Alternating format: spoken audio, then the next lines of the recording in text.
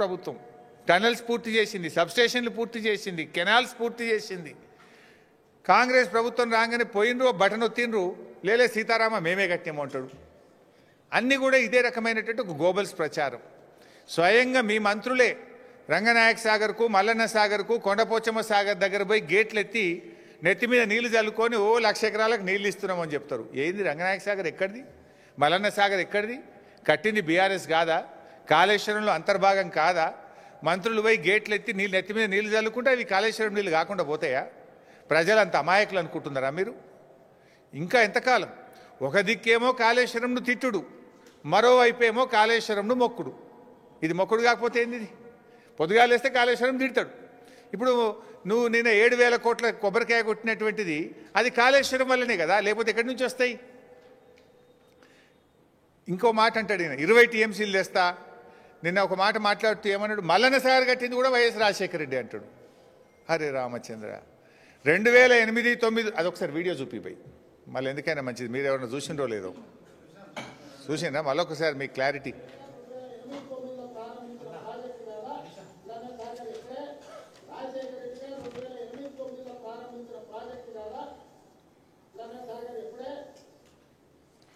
So Mallanna సాగరు 2008-9లో రాజశేఖర రెడ్డి గారు కట్టిండు అంటాడు.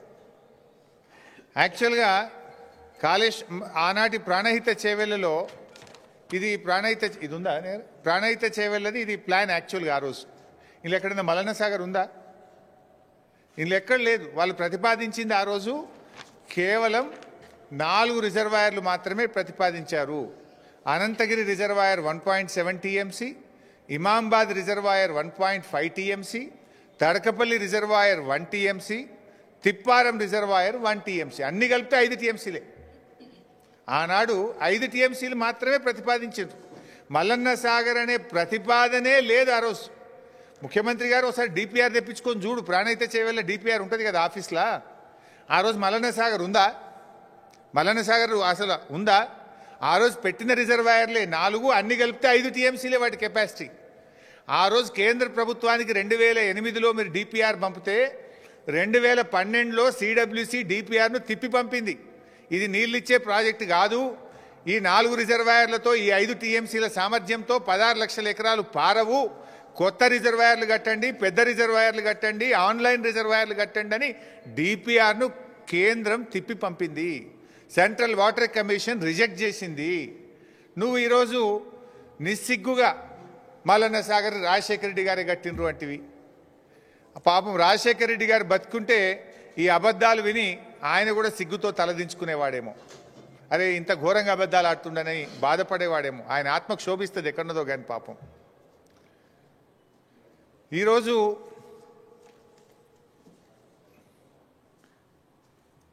యాభై టీఎంసీల మల్లన్న సాగర్, 50 టీఎంసీల మల్లన్న సాగర్ ఆ రోజు ముందు చూపుతో కేసీఆర్ గారు భవిష్యత్ హైదరాబాద్ అవసరాల కోసం, పారిశ్రామిక అవసరాల కోసం, సాగునీటి అవసరాల కోసం ఆనాడు కేసీఆర్ గారు నిర్మించారు. ఆ రోజు ఇదే రేవంత్ రెడ్డి గారు ఎంత బాధ కలుగుద్దంటే, ఆ రోజు అక్కడ ఈ మల్లన్న సాగర్ కట్టద్దని 48 గంటల దీక్ష చేసిండు. 2008-9లో రాజశేఖర రెడ్డే మల్లన్న సాగర్ కట్టి ఉంటే నువ్వు 2016లో వచ్చి దీక్ష ఎందుకు చేసినావు మల్లన్న సాగర్ కట్టద్దని? 2016లో ఆయన చేసిందిగో మల్లన్న సాగర్ కట్టాలంటే అక్కడ ప్రజలందరూ రెఫరెండం తీసుకొని కట్టాలి అని, మల్లన్న సాగర్ కట్టద్దు అని ఆ రోజు 48 గంటలు దీక్ష చేసిండు. మల్లన్న సాగర్ కట్టద్దని దీక్ష చేసిన మనిషి మల్లన్న సాగర్ 2008లో కాంగ్రెసే కట్టింది అంటాడు. కొద్దిగానే ఉండాలన్నా వద్దేమన్నా? ఇంకా ఆ రోజు ఆయన డిమాండ్లు చూడాలి. మల్లన్న సాగర్ కడితే దాని కింద 2 ఎకరాల పంట వండే భూమి ఇవ్వాలన్నట ఒక్కొక్క రైతుకు, ఎకరానికి 2 ఎకరాలు ఇవ్వాలన్నట. మరి నువ్వు మూసి కింద ఏమిచ్చినావు? ఇప్పుడు నువ్వు మూసి కింద మొన్న దాదాపు 300 ఇళ్ళు ఖాళీ చేయించినావు. మూసీ కింద 300 ఇళ్ళు ఖాళీ చేపిస్తే ఏమిచ్చిండు రేవంత్ రెడ్డి? నిన్న మాట్లాడుతుండు, మూసీకి అడ్డుపడతారా, మూసీకి అడ్డుపడి అభివృద్ధిని అడ్డుకుంటారా అన్నాడు. ఆ తెలివి నీది, అడ్డుకునే తెలివి నీది. ఆనాడు మల్లన్న సాగర్ కడితే కేసీఆర్ గారికి మంచి పేరు వస్తుందని, ప్రజలు బతుకుతారని, బీఆర్ఎస్ చరిత్ర పుటల్లో నిలబడుతుందని 48 రోజులు దీక్ష బట్టి ప్రజల్ని రెచ్చగొట్టినావు. నువ్వు 2 ఎకరాల సాగు భూమి ఇవ్వాలన్నావు, 5 అంతల పరిహారం ఇవ్వాలన్నావు. కానీ మేము వాళ్ళందరినీ ఒప్పించి మెప్పించి 99% ప్రజలు కాన్సెంట్ అవార్డు, కంపల్సరీ అవార్డు కాదు, 99% మంది ప్రజలు మల్లన్న సాగర్లో కాన్సెంట్ ఇష్టపూర్వకంగా సంతకాలు పెట్టి తీసుకున్నారు. ఆ రోజు ఓన్లీ 1% మాత్రమే బలవంతంగా చేయాల్సి వచ్చింది. కానీ నువ్వు మూసీలో ఏం చేసినావు? మూసీలో మొన్న 300 ఇళ్ళు కూడా కొట్టినావు నువ్వు. కేసీఆర్ గారు కట్టించిన డబుల్ బెడ్రూమ్ ఇల్లు ఇచ్చిండు గంతే, ఒక్క రూపాయి ఇయ్యలే వాళ్ళకు. ఆనాడు బీఆర్ఎస్ ప్రభుత్వం ఏమో శాశ్వతంగా వాళ్ళకి అమ్ముకునే హక్కులతో కూడిన 250 గజాల స్థలంలో డబుల్ బెడ్రూమ్ ఇల్లు కట్టించినాం.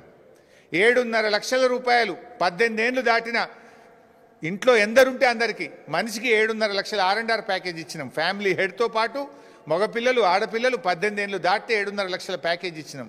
వాళ్ళకు కూడా హౌస్ సైట్ ఇచ్చినాం. ఎన్నో చేసినాం మేము ఆ రోజు. ఈయన ఏం చేసిండు? కేసీఆర్ గారు కట్టించిన డబుల్ బెడ్రూమ్ ఇల్లు గరీబోళ్ళకి ఇచ్చినట్టు అసైన్మెంట్ ఇచ్చిండు గంతే. పాత ఇంటికి ఒక రూపాయి ఇయ్యలే, R&R ప్యాకేజ్ ఇయ్యలే. 2013 చట్టం ఫాలో కావాలన్నాడు. మూసీలు ఎందుకు ఫాలో కాలే? ఈయన ఇంకొక చెక్ ఇచ్చిండు వాళ్ళకు, 25,000 చెక్ ఇచ్చిండు. ఎవరికి? మూసీలో ఖాళీ చేయించిన వాళ్ళకు. మీకు తొవ్వంట ఖర్చులకని 25,000 చెక్ ఇస్తే ఇది బౌన్స్ అయిపోయింది. ఈ చెక్కులు బౌన్స్ అయినాయి. ఇది చెక్కు కాపీ వాళ్ళు ఇచ్చింది, బౌన్స్ అయిన చెక్కులు. వాళ్ళని మోసం చేసినావు నువ్వు. కానీ కేసీఆర్ గారు అద్భుతంగా దేశంలో ఎక్కడ లేని R&R కాలనీ మల్లన్న సాగర్లో కేసీఆర్ గారు కట్టించారు. మేమేమంటున్నాం? నువ్వు ఆనాడేమో దీక్ష చేసి ప్రాజెక్ట్ని అడ్డుకునే ప్రయత్నం చేసినావు. ఆనాడు మా కాంగ్రెస్ తెచ్చిన 2013 చట్టం అమలు చేయవా అని మాట్లాడినావు. ఇప్పుడు మేము గదే అంటున్నాం, గా 2013 చట్టం అమలు చేయి. మూసీలో ఎవరినైతే ఇప్పటికే ఇండ్లు కూలగొట్టి నిర్వాసితులను చేసినావో వాళ్లకు 2013 చట్టం ప్రకారం దాన్ని అమలు చేయమని మేము అడుగుతున్నాం. నువ్వు అడిగిందే మేము అడుగుతున్నాం. మరి మేమేమో న్యాయం అడిగితే అడ్డుకుంటామన్నావు. మరి ఆ రోజు నువ్వు చేసింది ఏంది? అడ్డుకోవడమేనా? దానికి నువ్వు ఇచ్చే సమాధానం ఏంది? నువ్వు ఎన్ని కుట్రలు చేసినా ఆ రోజు కేసీఆర్ గారు ఒక దీక్షతో ఆయన ప్రయత్నం చేసిండు. మల్లన్న సాగర్ కట్టిండు కనుకనే ఇవాళ మల్లన్న సాగర్ తెలంగాణకు గుండెకాయ అయింది.